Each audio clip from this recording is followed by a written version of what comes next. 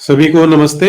आज की इस चर्चा में आप सबका स्वागत, जिसमें एक बार हम फिर जुड़ेंगे अनिल आकरा जी के साथ जयपुर से, और उनसे हम जानने का प्रयास करेंगे कि जिन्हें आज हम अ, मजाक में मुन्ना भाई के नाम से भी जानते हैं, और मैं बचपन में संजय दत्त का फैन हुआ करता था, क्योंकि मैंने फिल्में बहुत देखी हैं। और जिस समय इसका केस चल रहा था संजय दत्त का, तो मुझे इससे बहुत सहानुभूति हुआ करती थी कि मेरा वो शायद स्वाभाविक सी बात है कि जब आपका कोई एक आप जिसके फैन होते हैं, उसके साथ कुछ आपको लगता है कि अन्याय हो रहा है, तो उसके प्रति सहानुभूति जगती है। लेकिन जब बड़े होते हैं, जब मैच्योरिटी आती है, तब पता लगता है कि पीछे का खेल कुछ और ही था। तो आज हम ये सब कुछ जानने की कोशिश करेंगे कि किस तरह से नैरेटिव गढ़ा जाता है, और नैरेटिव जब घड़ते हैं तो उसका शिकार किसे बनाया जाता है और उसका लाभ किसे होता है। तो अनिल जी से मिलते हैं। नमस्ते अनिल जी, स्वागत है आपका। आप सभी को, आपके चैनल के सभी दर्शकों को मेरा नमस्ते। वंदे मातरम। जी। अनिल जी, इससे पहले कि आप बताना शुरू करें, मैं आपको बताता हूँ कि मैं जब स्कूल कॉलेज टाइम में था, तो संजय दत्त मुझे वो एक्टर था जो अच्छा लगता था, मैं उसका फैन भी होता था। फिर इसे अरेस्ट किया गया और इस पे चार्जेस लगाए गए, जो मुझे पता लगा एज अ रीडर, क्योंकि उन दिनों ये न्यूज़ चैनल्स तो नहीं होते थे, कि इसने अपने घर में कोई एक वेपन रखा था, और वो वेपन इसने रखा था अपनी सुरक्षा के लिए। इसे खतरा था कि इसके घर को, इसके घर के लोगों को और इसे कोई अपना निशाना बना सकते हैं, तो इसने सेल्फ डिफेंस के लिए एक वेपन लेके रखा था। AK-56 थी, जहां तक मुझे याद है। तो थोड़ा सा तो मुझे अटपटा लगा था कि यार AK-56 क्यों रखेंगे, लेकिन जब आप फैन होते हैं तो बहुत सारी चीजें आप ओवरलुक कर जाते हैं। दूसरा, मुझे याद है कि उन दिनों जो मैगजीन आती थी, जो पेज 3 न्यूज आया करती थी, उनमें माधुरी दीक्षित की बड़ी निंदा की जाती थी कि माधुरी दीक्षित का इसके साथ उस समय कोई अफेयर चल रहा था, और माधुरी दीक्षित ने इसका साथ नहीं दिया। तो टोन कुछ ऐसी होती थी उन दिनों न्यूज की, कि जिस समय संजय दत्त सबसे ज्यादा वल्नरेबल था, जिस समय उसे एक कंधे की बहुत आवश्यकता थी कि कोई उसका साथ दे, उस समय माधुरी दीक्षित ने उसे डिच कर दिया, धोखा दे दिया, और कहीं वो जीवन साथी बनने वाली थी, लेकिन अब नहीं है वो। और फिर वो केस चलता है, इसकी रिहाई होती है, और फिर ये मुन्ना भाई जैसी फिल्में करता है, तो एक बार फिर से इसका ग्राफ चढ़ने लग जाता है। आप ये बताइए कि इसके पीछे क्या खेल है, और किस तरह से मुझ जैसे लोगों को या बहुत सारे लोगों को इसमें नैरेटिव के दम पे बेवकूफ बनाया जाता है। जी। ये मेरा ये कहना है, जैसा आपने खुद अभी ओपनिंग रिमार्क्स में कहा कि नैरेटिव क्या है, जो आपका नैरेटिव है वही हमारा भी नैरेटिव था, क्योंकि इसका मीडिया, सोशल इतना ये हाईटेक था नहीं। जो हमें बताया जा रहा है वही हम कर रहे हैं। एक सुनील दत्त, इनके पिता, उनकी बहुत अच्छी इमेज गढ़ी हुई है मीडिया ने, और वो अच्छे थे, इसमें मैं मना नहीं कर रहा हूँ। जैसा कि हमने पहले प्रोग्राम में कहा था कि उन्होंने एक नरगिस जो है, बाई रिलीजन, वो दूसरे संप्रदाय की थी, उनसे इन्होंने शादी करी थी। वो इनसे 14 साल बड़ी भी थी। वो क्यों करी उस डिटेल में अभी हम नहीं जाएंगे, वो यहाँ संदर्भ नहीं है। और 92 में, दिसंबर 92 में बाबरी ढांचे को तोड़ने के बाद मुंबई में दंगे हुए। तो उस दंगों को भी हम डिटेल में डिस्कस नहीं करेंगे अभी। उस टाइम रिलीफ कैंप चले थे। तो ये सुनील दत्त जो थे, ये भी पॉलिटिशियन थे। लगातार ये बॉम्बे से चुनाव जीतते जा रहे थे, कांग्रेस के सांसद थे। और ये भी सहायता कर रहे थे, इनको खाने पीने के पैकेट्स पहुंचाना, सब करना, दवाई वगैरह ये सब देते थे। तो ये सिर्फ और सिर्फ शांति प्रिय समुदाय के यहाँ ही जाते थे देने, हम्म। दूसरी जगह इनको नजर नहीं आती थी। तो इस बात का थोड़ा सा वहां के जो सामना अखबार वगैरह है उसमें और लोकल मीडिया में ये थोड़ा सा। जो शिवसेना का अखबार है सामना। हाँ, शिवसेना। हम्म। हुँ, उसमें इनकी आलोचना होती थी कि भाई ये एक साइड क्यों जा रहे हैं, वो भी तो जो भी है उसी में ये जा जाके उसी में चंदा इकट्ठा करते थे। चंदा तो लेते थे सबसे और उसका खर्च करते थे शांतिप्रिय समुदाय पे। तो इसका थोड़ा सा विरोध हुआ, कुछ नारेबाजी भी हुई। तो इनके बेटे संजय दत्त फिल्म इंडस्ट्री में आ चुके थे, हीरो बन चुके थे। तो ये एक फिल्म की शूटिंग में गए दुबई। दुबई तो अंडरवर्ल्ड का घर है, आपको पता ही है। वहां इनके सब मिलते रहते थे। अनीस इब्राहिम से वहां ये अंडरवर्ल्ड डॉन है, उनसे मिले। तो उनसे इन्होंने कहा कि मेरे पिताजी को खतरा है और अपना मुझे उनकी चिंता लग रही है। मैं यहाँ हूं तो पीछे कुछ हो ना जाए, कुछ ना जाए। पुलिस से वो शायद सेटिस्फाइड नहीं थे, पुलिस की सिक्योरिटी से। भाई सांसद थे तो उनको वैसे स्पेशल ट्रीटमेंट तो मिलता ही था, लेकिन हुँ, शायद वो उससे सेटिस्फाइड नहीं थे। अच्छा, ये बॉम्बे ब्लास्ट से पहले की बात है। तो इनकी प्लानिंग तो थी अपना ग्रुप की, ये जो दाऊद ग्रुप की, कि भाई हमने बॉम्बे में कुछ करना है। तो इनको तो ये मौका मिल गया। इन्होंने ये संजय दत्त को 25 हथगोले AK-56 और 9mm की पिस्टल सप्लाई करी, जो इनके घर हुँ, दे के आए हनीफ काड़ावाला और समीर हिंगोरा। ये और इसके लिए बकायदा संजय दत्त ने कुछ पेमेंट भी किया। अब ये हुँ, बाद में वहां के जो कमिश्नर है सामरा, उन्होंने भी अपनी प्रेस कॉन्फ्रेंस में कहा था कि ये तो उसके घर जबरदस्ती रख गए थे, वो तो नहीं था, वो तो मासूम था। ये जो एक नैरेटिव सेट किया हुआ है, संजय दत्त तो मासूम था और बेचारे ये अंडरवर्ल्ड की आपसी लड़ाई में ये फंस गए, ऐसा नहीं था। वहां हुँ, के कमिश्नर जो थे सामरा सरदार थे, उन्होंने प्रेस कॉन्फ्रेंस में कहा था कि ये हथगोले पिस्टल ये क्या सब्जी वाले बेचते हैं, ये कहां से खरीद के लाए थे। हुँ, अच्छा, फिर उसने कहा कि उन्होंने हथियार वापस कर दिए। हथियार उन्होंने वापस नहीं किए थे, उन्होंने सिर्फ हथगोले वापस किए थे। 25 हथगोले आए थे, एक दो रख लिए थे और वो वापस करे थे कि भाई हुँ, इसकी मुझे रिक्वायरमेंट नहीं है। हुँ, तो पहली बात तो ये है कि मैं ये कहना चाहता हूं आपके चैनल के माध्यम से कि सुनील दत्त ने खरीदे थे हथियार। ये उसके कोर्ट की जो वर्डिक्ट आई थी उसमें भी कहा गया है कि आपके यहाँ से हथियार मिले हैं और हुँ, आपको अगर सेल्फ डिफेंस के लिए हथियार चाहिए थे तो आप बकायदा उसके लिए लाइसेंस अप्लाई करते, लीगल वे में आप कोई पिस्टल, जो भी पिस्टल खरीदनी है, जो भी खरीदना है वो खरीदते।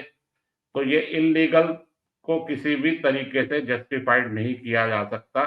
ये कोर्ट का कहना है, मेरा मेरी फाइंडिंग नहीं है। उसके बाद अगर इनको छे हाँ अगर जी।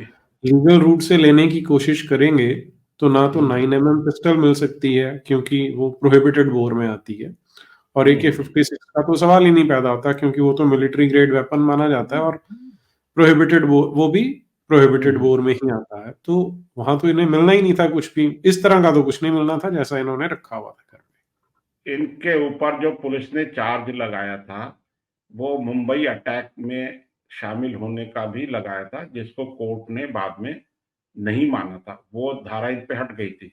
उस पुलिस ने जो चार्ज लगाया था उसका रीजन ये था कि 1993 से पहले ये बॉम्बे में जगह है भिंडी बाजार। में। भिंडी बाजार में एक, मैंने लिख रखा है, नूर मोहम्मदी रेस्टोरेंट था। वहां ये जाते थे और हुँ, वहां ये सब इनसे मिलते थे और वहां चिकन बिरयानी खाते थे। तो वो उसके जाने से उस होटल की भी पब्लिसिटी बढ़ रही थी, उसकी भी इनकम बढ़ रही थी, उसके क्लाइंटेज बढ़ रहा था। तो हुँ, उसने चिकन बिरयानी जो संजय दत्त वहां खाता था उसका नाम ही रख दिया चिकन संजू बाबा बिरयानी और अपने हुँ, मेनू कार्ड में लिखवाया कि साहब संजू बिज़ बाबा ये बिरयानी खाते तो ये वो भी खाते। तो बिज़नेस इनके है। हाँ हाँ। तो उस भिंडी बाजार में वो एक होटल था, उसमें ये जाते थे अपना। ठीक है। अब इनको जब ये वापस आए, इनके घर हथियार बरामद हुए, ये अपना खलनायक की शूटिंग करके जब वापस आ रहे थे तो इनको एयरपोर्ट से ही बॉम्बे पुलिस ने अरेस्ट कर लिया। अब इनको जो है वो ले गए वहां अपना जेल में। तो जेल में भी इनको लग रहा था कि मैं तो स्टार हूं, मेरे पिताजी जो है वो सांसद सदस्य है और मैं तो वीआईपी हूँ, ये तो कानून से ऊपर समझते ही अपने आप को। तो ये हम्म। वहां भी इन्होंने जो जे का मैनुअल है, जो लॉ है, उसको फॉलो नहीं कर रहे थे। वहां भी ये तंग करते थे और ऑर्डर टाइप से देते थे। तो जेल की जो थी आईजी, उन्होंने खुद जाके, स्वाति साठे उनका नाम है, उन्होंने इनको चेतावनी दी थी कि आपके खिलाफ हम सख्त एक्शन लेंगे, आप थोड़ा सा कंट्रोल में रहें। और जो कानून है, ये सब्जी क्या है, नमक मिर्च, इस टाइप की ये शिकायतें करते थे और शोर मचाते थे वहां जोर जोर से हम्म। हम्म। अपना। तो स्वाति साठे ने इनको वार्न किया। अच्छा, ठीक है।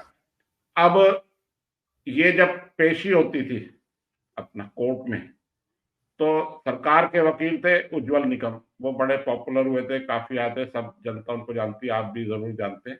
जी जी, तो याद है वो मुझे। ये, हाँ, वो जब कोर्ट की पेशी होती थी तो सारा मीडिया बाहर इंतजार करता रहता था कोर्ट के, कि भाई आज की कार्रवाई क्या हुई, क्या आज की एक्टिविटी थी कोर्ट की, कोर्ट का क्या हो रहा है, मतलब डे टू डे उसमें। तो उज्जवल निगम अपनी बाइट देते थे मीडिया वालों को। तो संजय दत्त भी स्टार थे, तो वो भी आके मीडिया को बाइट देने लग जाते थे। और हम्म। संजय दत्त वो जो कैमरे, जो कई माइक्रोफोन जो है, उज्जवल निगम से घूम के उसकी तरफ चले जाते थे, संजय दत्त की तरफ। तो एक हम्म। बारी फिर उज्जवल निगम ने इनको वार्न किया कि मैं हम्म। आपको कोर्ट में आने ही नहीं दूंगा, इसका आपका फिर ऑनलाइन ही पेशी कराई जाएगी। तो इन्होंने सॉरी वगैरह लिखित में माफी मांगी थी कि भाई हम्म। ये सरकारी वकील से अड़ना ठीक नहीं है, ऐसा उन्होंने सोचा होगा, ये मैं कह रहा हूँ। तो इसके बाद जो है अपना, वो कोर्ट में रहे, उनको जमानत मिली, फिर दोबारा गए, सब गए, यहाँ तक तो ठीक है। अब इनको पहले, जब ये कोर्ट पहली बारी जब इनको अरेस्ट किया था, तो लगभग ये 2 साल जेल में रहे। उस टाइम शरद, ये हमारे मराठा जो थे, ये मुख्यमंत्री थे, बीच में दोबारा बने, वो 4 बारी बने हैं।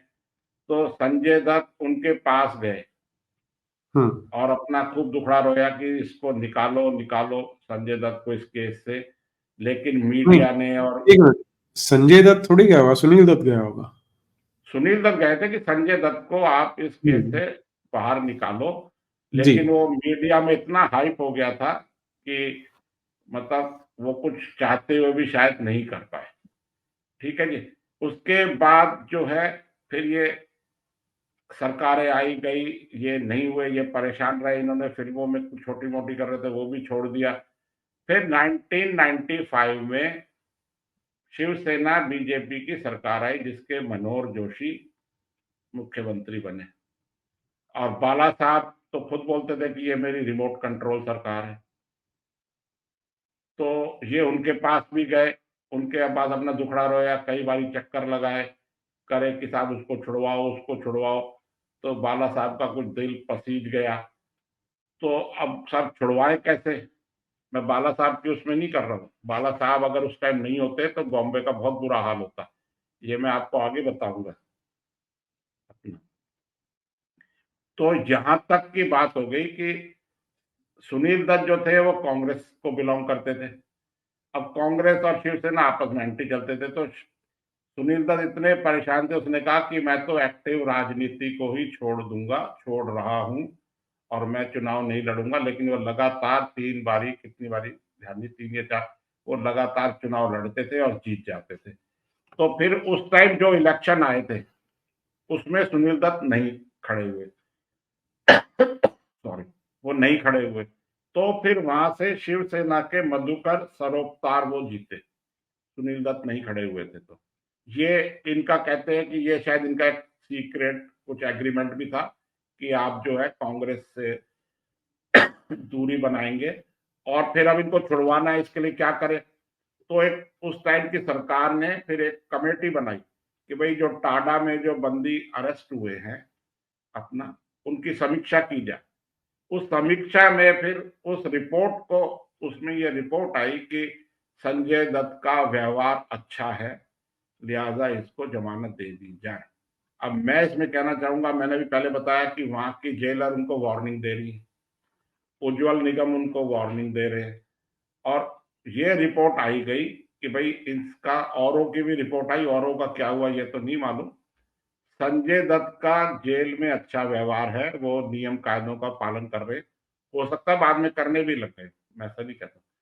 तो इस बेस पे उनको जमानत संजय दत्त को दी गई, और बाद में जब वो जमानत पे बाहर आए तो सुनील दत्त उनको बाला साहब के पास लेके भी गए, थैंक यू करने, उन्होंने उनके पैर छू के उनसे आशीर्वाद लेके उनका धन्यवाद भी दिया।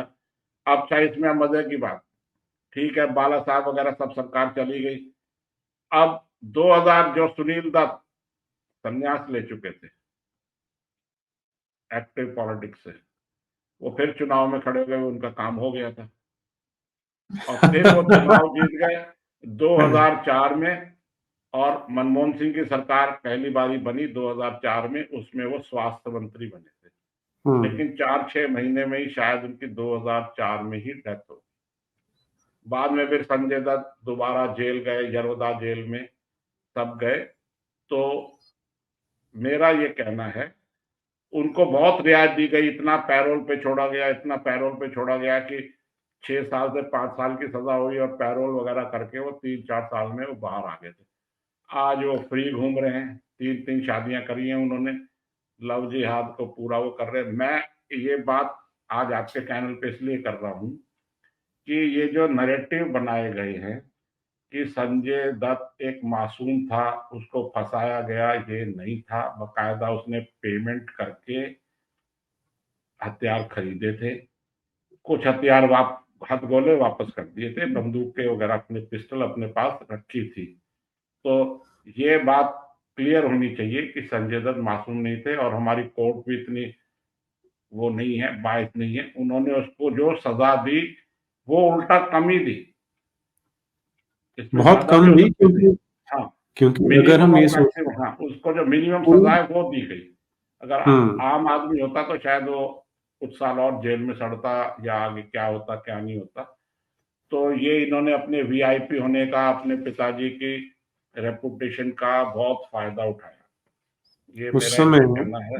देखिए, हाँ, पहली चीज़ तो इसमें ये है कि कोई एक आम आदमी अगर एक 9 एमएम की पिस्टल भी रखता है, तो वो उसी चक्कर में घिर जाएगा और बाहर नहीं निकल सकता। यहाँ इसके पास तो AK-56 पकड़ी गई थी, और मुझे जहाँ तक ध्यान है, इसने फिर उसे डिस्ट्रॉय करने की कोशिश की थी। इसके ऊपर एक चार्ज ये भी था, trying to destroy the evidence का। उसकी जो AK-56 की स्प्रिंग है और इस तरह 2-3 चीज़ें मिल गई थी पुलिस वालों को, जो इसने शायद गटर में डालने की कोशिश की थी। तो पकड़ ली थी पुलिस वालों ने। इसमें एक अब और बात मुझे याद आई है, जी, जिस कार से इसको सप्लाई की गई थी उसमें एक स्पेशल जगह बनवाई गई थी, मॉडिफाइड कराई गई थी, और उसमें रख के इसके घर तक हथियार आए थे। वो कार बाद में बॉम्ब ब्लास्ट में भी शामिल हुई।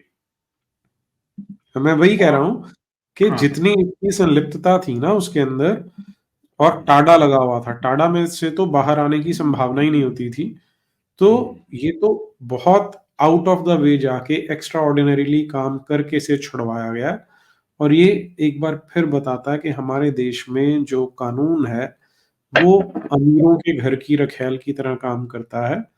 गरीब को इंसाफ नहीं मिलता, लेकिन जो अमीर है, जो रसूखदार है, वो कितने भी संगीन मामले में फँस जाता है, तो वो बाहर आता है। और संजय दत्त उसका सबसे बढ़िया एग्ज़ाम्पल है। मैं कह रहा हूँ इसकी जगह आप कल्पना करो, जिस पे टाडा में मुकदमे, 25 हथगोले, डिस्ट्रॉय करना, एविडेंस को मिटाने का सबूत हो, और वो 4 साल में बाहर आ जाए, और आज खूब मजे से घूम रहा है, पब्लिक खुश हो रही है बड़ी कि साहब संजू बाबा बाहर आ गए, संजू बाबा बाहर आ गए। वो बाहर हुँ, नहीं आए, अपना ये इंटेंशनली थे, ये पहले भी उस इलाके में जाते थे, इनका डायरेक्ट इनडायरेक्ट अंडरवर्ल्ड को सपोर्ट था, हुँ। और इनको भनक थी। इस कोर्ट ने अपने वो वर्डिक्ट जो है कोर्ट में, उसमें होता कि अगर इनको भनक थी, मुझे अंदाजा था, उसने ऐसा कहा, अंदाजा था तो इन्होंने पुलिस को, एक अच्छे शहरी होने के नाते इन्होंने पुलिस को जाके क्यों नहीं बताया, हुँ। जब आपकी अप्रोच इतनी है, और आप एक केस में फंसे हुए हो, जमानत पे बाहर हो, सारा कुछ है, और आप बता ही नहीं रहे हो अपना। तो ये सारी बातें, इस पे तो हम आगे और करेंगे बात कभी। ये मतलब आज के बाद ये नैरेटिव तो चेंज होना चाहिए कि संजय हम्म। दत्त मासूम नहीं था, वो क्रिमिनल था और उसको उसके किए की सजा कम मिली है। और जो इसकी मेरा ये कहना है। इन्वॉल्वमेंट थी वो 93 वाले ब्लास्ट्स में, वो भी बड़ी पुख्ता हो जाती है, क्योंकि अभी रिसेंटली एक रिपोर्टर ने बताया कि जिस समय सुनील दत्त इसे मिलने गया था, तो उसने सुनील दत्त ने पूछा कि तूने ये काम क्यों किया, तो इसने कहा था कि मेरा आधा खून तो मुसलमानों वाला है। ये इसने तब बताया था, शायद 94 की बात है, लेकिन वो बाहर कब निकला, अब शायद ये 3-4 साल हुए इस चीज को बाहर आए हुए, तब तक इन्होंने छिपा के रखा कि वो पूरी तरह संलिप्त था, उसकी इंटेंशन थी, उसने लॉजिस्टिक्स में हेल्प किया था। और जो स्पेशल ब्रांच थी मुंबई की, उन्होंने इसके वीडियो फोन टैप कर रखे थे, इसकी रिकॉर्डिंग है, ये किसके साथ, छोटा शकील के साथ या किसके साथ बात कर रहा था हाँ, वो उन एक दिनों। रिकॉर्डिंग में बाहर आई थी। हाँ, हाँ, इनकी एक छोटा फिल्म आनी शकील थी के साथ इसकी गोविंदा के साथ। अ, 9 एक और एक 11। 11 थी या ऐसी कोई फिल्म थी इनकी। हाँ, तो ये छोट अब सारा जो ये जिसकी आप बात कर रहे हैं अंडरवर्ल्ड की, उस एक रिकॉर्डिंग से मुझे याद है, हमने वो नेशनल टीवी पे रिकॉर्डिंग सुनी थी न्यूज में। उसमें ये कह रहा है उसे, छोटा शकील को, कि यार ये जो गोविंदा है ये सेट पे लेट आता है। तो छोटा शकील बोलता है नहीं, ये अपनी फिल्म है, इसमें तो ये टाइम पे आएगा। हाँ, हाँ, ये बात आपने बताई थी। हाँ, हाँ, और मोनिका बेदी, जो उस समय इनमें से किसकी वो रखी हुई अब्बू सलीम, थी। अब्बू सलीम, हाँ, ये उसकी पत्नी अब्बू होती सलीम वो थी, और पुर्तगाल में, हाँ, हाँ, पुर्तगाल में उसे उस पकड़ी फिल्म गई में थी। हाँ, उसे उस फिल्म में रोल भी दिया गया था। हम्म। जी। अब्बू जी। सलेम तो मोनिका बेदी अब्बू सलेम के साथ वो पहले तो दुबई गई थे। दुबई में इनकी आपस में ठन गई, दाऊद इब्राहिम की और इसकी, तो फिर वो छुपते छुपाते भागते पुर्तगाल वहां चले गए थे, जहां इससे हमारी गवर्नमेंट वहां से इसको पकड़ के लाई थी। और अभी अब्बू सलेम तो जेल में ही है।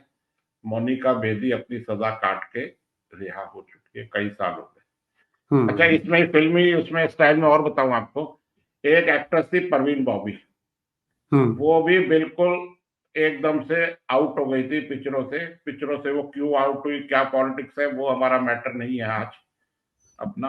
और वो हम्म। जाके यूएसए वगैरह रहने लगी थी। वो जब 93 में वो वापस आई इंडिया में, और उसने प्रेस कॉन्फ्रेंस करी थी, और उस प्रेस कॉन्फ्रेंस में उसने बड़े बड़े अपना नाम लिए थे कि ये बॉम्बे ब्लास्ट में उसने क्रिश्चियन मिशनरीज और ये चर्च वगैरह इनके भी नाम लिए थे, संजय दत्त का भी नाम लिया था, और भी नाम लिए थे। वो नाम लेना ठीक नहीं होगा, कहीं प्रॉब्लम में नहीं आ जाए आप पर हम चैनल में।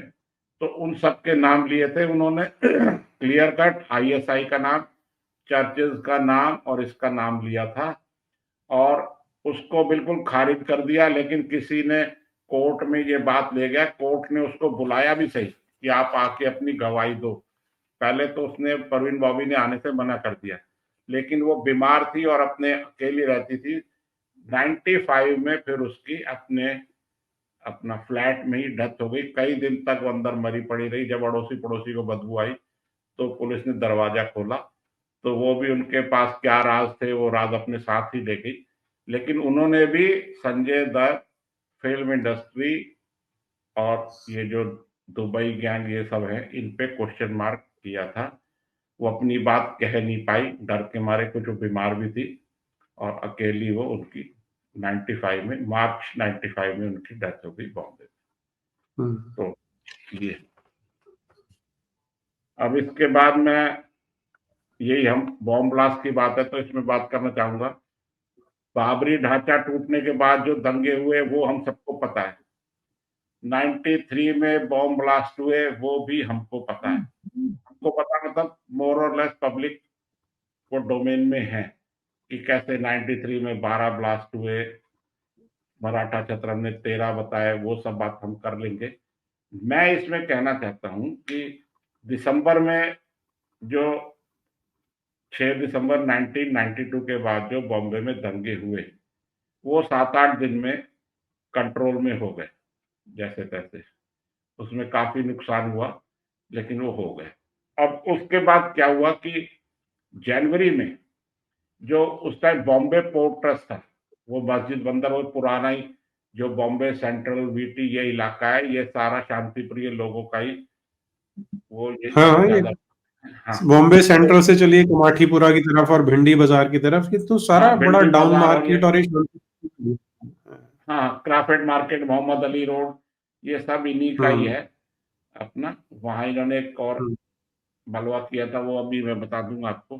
तो वहां उस टाइम, आजकल तो जैसे ये बॉम्बे पोर्ट में सामान आते हैं तो क्रेन्स वगैरह आ गई है, बड़ी बड़ी जेसीबी आ गई है, उनसे डायरेक्ट लोडिंग अनलोडिंग हो जाती है। उस टाइम इतनी क्रेन्स वगैरह नहीं थी, और वहां जो मजदूर काम करते थे वो भी ज्यादातर शांति प्रिय लोगों के ही मजदूर होते थे अपना।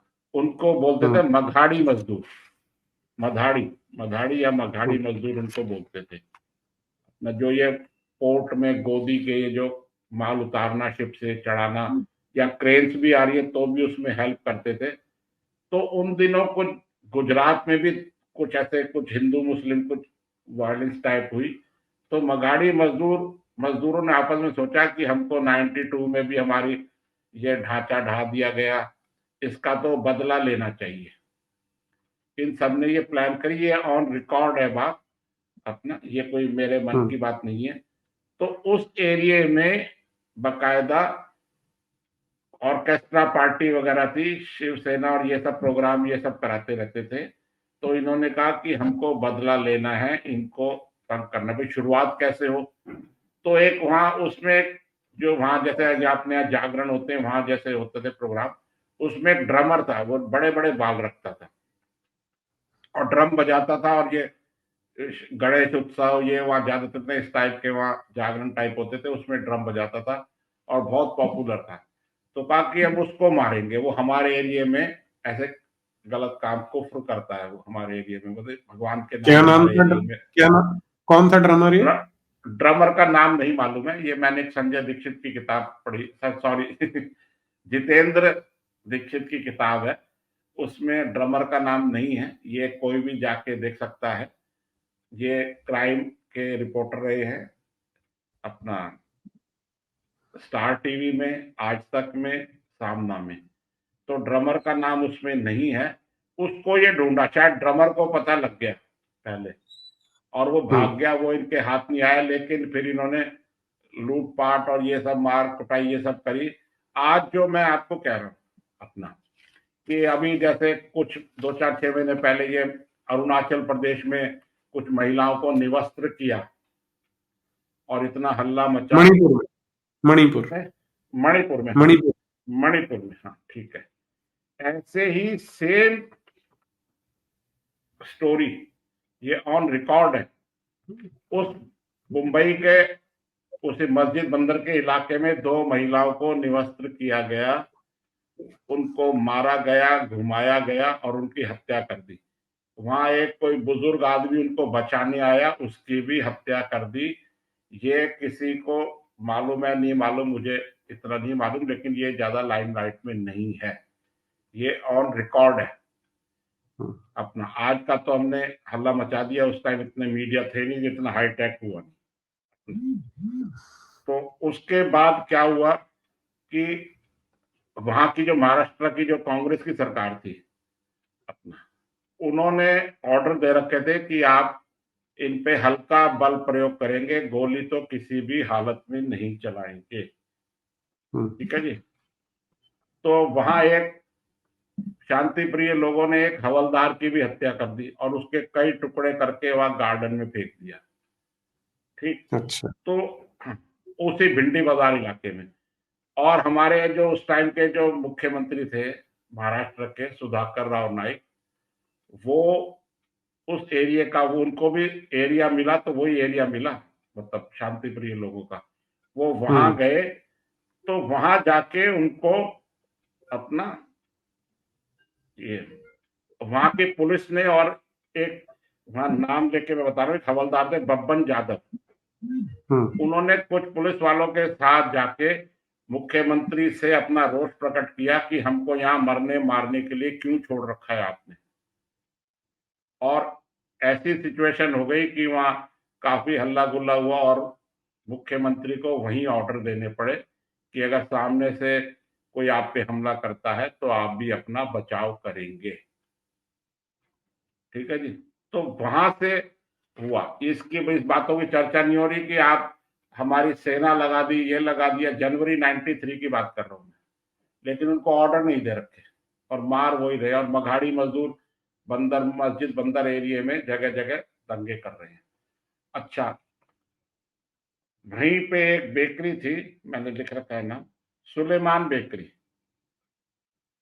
ठीक है जी। अच्छा, ये इन शांति प्रिय लोगों को बेकरी खोलने का बड़ा शौक है। बेस्ट बेकरी कांड उसका हुआ, जिसमें भी हुआ, कई हुए, ये सब हुए। ये बेकरी खोल के वहां के काफी लोग काम करते हैं, तो वहां काफी भीड़ भाड़ सी रहती है और वहां ये शांति प्रिय लोग वहीं जाके छुप जाते करते हैं। उस टाइम एक ज्वाइंट कमिश्नर थे, रामदेव त्यागी अपना। उनको सूचना मिली कि उस बेस्ट बेकरी कर रहा हूं, उस सुलेमान बेकरी में कुछ लोग छुपे हुए हैं जो मारकाट करके आए हैं। वो वहां गए तो उन्होंने सामने से उन पे फायरिंग की और हथगोले वगैरह फेंके। तो जवाब में पुलिस ने भी फायरिंग करी और उसमें 9 लोग मरे। ठीक है। ये 9 लोग 9 पुलिस के मरे या वो मरे दूसरे? नहीं, वो ही मरे थे अपना, हम्म। कुछ टेररिस्ट थे उसमें। लेकिन उनमें 3 जो है वो मजदूर थे जो बेकरी में काम करते थे, वो भी मर गए। अब वो हम्म। 6 जो मरे टेररिस्ट टाइप थे उनको तो लोग भूल गए। ये 3 जो बेगुनाह मर गए हैं, ये कैसे मर गए, इसमें बहुत हल्ला मचाया लोगों ने अपने। हम्म। और बड़ा इसके तो मीडिया और जो अखबारें थी उन्होंने खूब, मानवतावादी संगठन ने कहा था 3 मजदूर मर गए। वो जैसे वही बात है, गुजरात के दंगे हैं, वो गोधरा की बात नहीं करेंगे, गुजरात की बात करेंगे। वो 3 जो हम्म। बेगुनाह मर गए उनकी बात उछाली गई।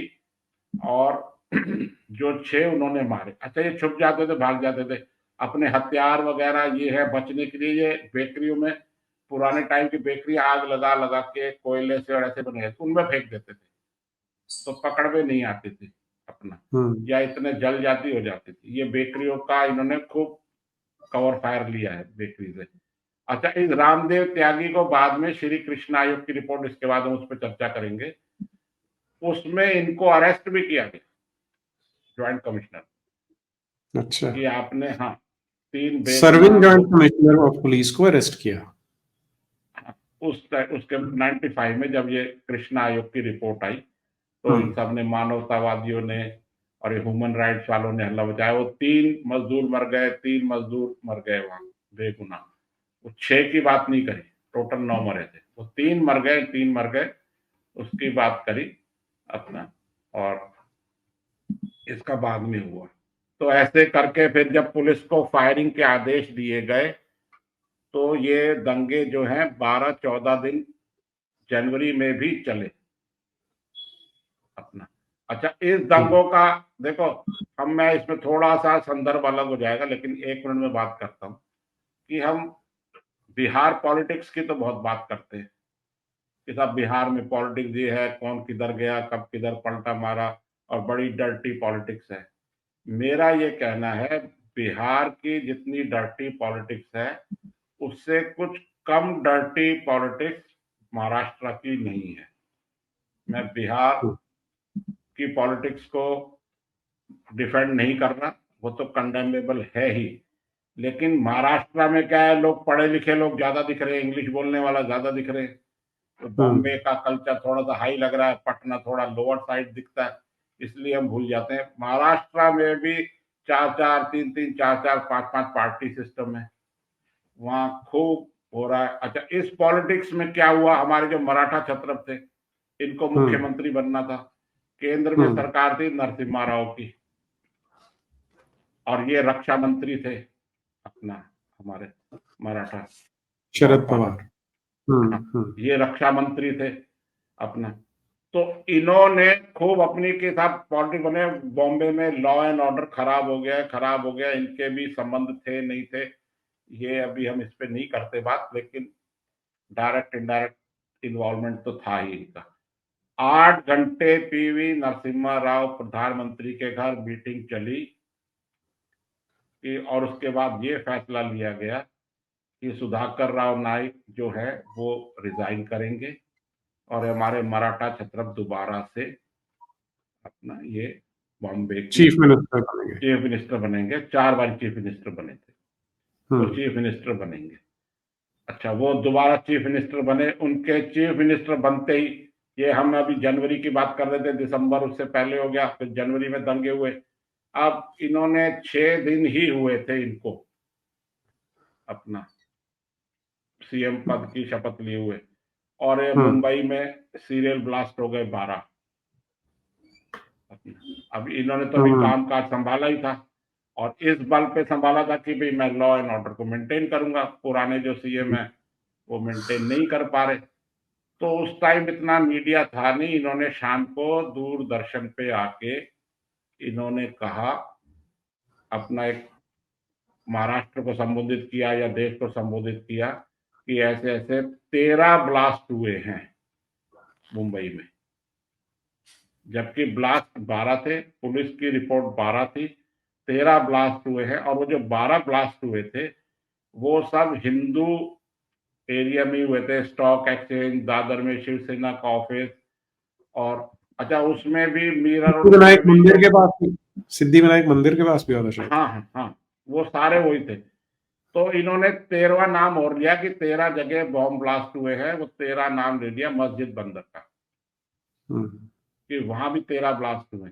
और अभी 6-8 महीने पहले, मैंने पहले भी बताया था कि 6-8 महीने पहले इन्होंने अपनी जीवनी लिखी थी, जिसमें इन्होंने जीवनी के टाइम कहा था जब इनकी बुक वो हो रही थी अपना, कि भाई रिलीज हो मैं, रही थी। हाँ मैं संन्यास ले रहा हूँ, तो सारे लोग तो हाय हाय करने लग गए थे इनकी पार्टी के। तो उस जीवनी में इन्होंने खुद स्वीकार किया है, वो खुद कह रहे, पुलिस कह रही है, आप और मैं कह रहे हैं ये नहीं है, इन्होंने खुद स्वीकार किया कि बॉम्ब ब्लास्ट 12 जगह हुए थे, मैंने 13 इसलिए बोला कि बैलेंस हो जाए, हम्म। कि भाई वो शांति प्रिय समुदाय के लोगों का है। तो हम्म। इस टाइप की पॉलिटिक्स जो है वो हमारे महाराष्ट्र में भी चल रही है, तो इसको अलग नहीं रखना चाहिए। महाराष्ट्र की पॉलिटिक्स भी गंदी। अच्छा, ये जो बॉम्ब ब्लास्ट हुए, इसमें मैं एक और एंगल जो जेन्युइन एंगल है वो भी जोड़ रहा हूँ, कि हमारी बॉम्बे की पुलिस को कहा जाता था कि ये स्कॉटलैंड यार्ड की पुलिस है और बड़ी अच्छी पुलिस है, इनके हम्म। नाक के नीचे इतने अंडरवर्ल्ड के धमाके हुए, सब कुछ हुआ, लेकिन स्कॉटलैंड यार्ड की पुलिस है। और अगर हमारी बॉम्बे पुलिस, कस्टम वगैरह वहां के ईमानदारी से अपनी ड्यूटी करते तो ये 93 के बॉम्ब ब्लास्ट नहीं होते। इनकी मिली भगत से ही सारे कस्टम के, और इनकी मिली भगत से ही सारे हथियार सब आए। रायगढ़ एक बॉम्बे के साथ में डिस्ट्रिक्ट है, वहां पे सब जमा हुए, वहां ट्रेनिंग हुई। हमारी पुलिस क्यों आंखें मूंदी रही मुझे नहीं मालूम, लेकिन अगर हमारी पुलिस भी चौकन्ना नहीं थी और 93 के बॉम्ब ब्लास्ट हुए।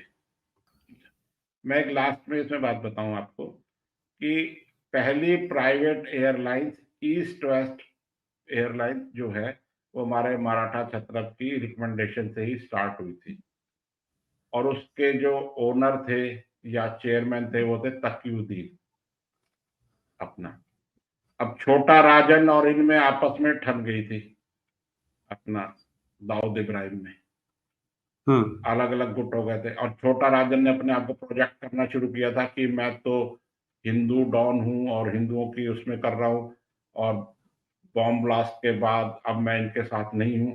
उसी ने ये खुलासा किया कि इस ईस्ट वेस्ट एयरलाइंस में डी कंपनी का पैसा लगा हुआ है, और 1995 में छोटा राजन ने ही तकीउद्दीन ईस्ट वेस्ट के जो चेयरमैन थे उसकी गोली मारकर बॉम्बे में हत्या कर दी, और वो एयरलाइंस बंद हो गई।